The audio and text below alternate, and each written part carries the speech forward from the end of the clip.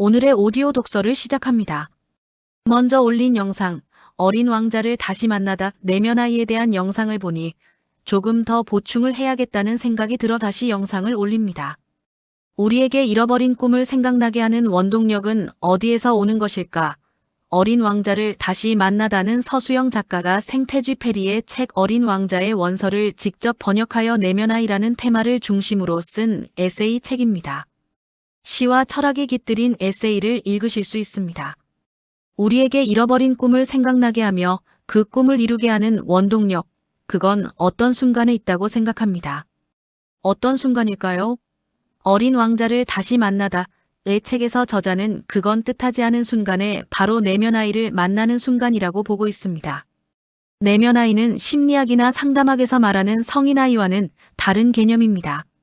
성인 아이는 성인이 되어도 아이 상태에서 벗어나지 못해 낮은 자존감과 굴욕감을 숨기고 살아갑니다.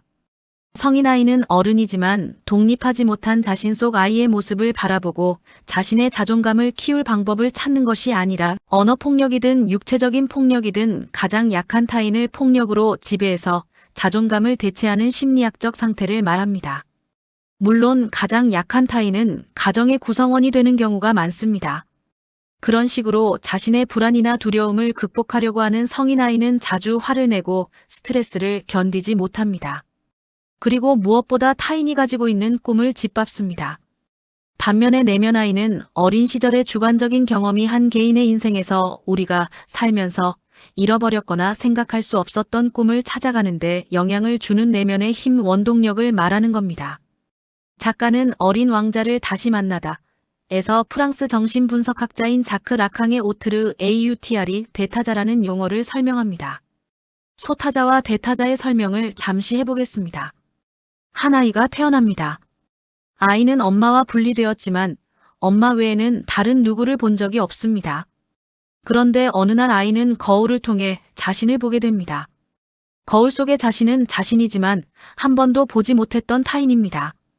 그러므로 자신은 다른 사람들과 다르게 소외된 다른 존재, 타인과 떨어져 존재하는 자신을 발견하게 되는 겁니다.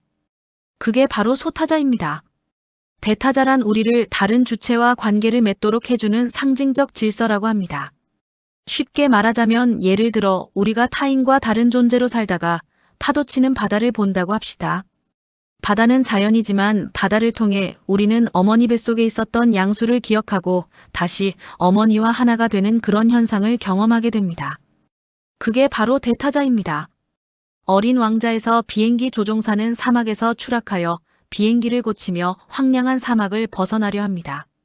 그때 나타난 것이 바로 어린 왕자입니다. 사막이란 황량하고 길을 잃게 만들고 꿈을 잃어버린 우리의 현실 세계를 보여주며 그 세계 속에서 조종사 자신이 기억해야 했던 순수한 유년의 꿈을 찾게 하는 대타자가 바로 어린 왕자입니다. 비행기 조종사로 하여금 어른이 되었지만 마음속에 숨어있던 꿈을 가진 어린 자신을 만나게 해준 매개체 대타자 어린 왕자를 만나게 된 겁니다. 그렇게 힘들고 어려운 순간을 대변할 수 있는 사막은 어린 왕자를 통해 우리가 찾고 싶어하고 그리워했던 세계의 문을 열어줍니다. 즉 어린 왕자는 우리가 얻는 꿈의 원동력의 원형, 그러니까 상징이며 어린 왕자와의 만남은 그런 세계로 들어가는 입문이며 질서를 말하는 겁니다.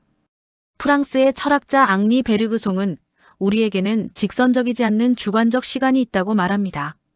즉 우리의 의식의 고유한 시간을 의식과 더 이상 분리할 수 없는 순수한 지속이 있다는 것입니다.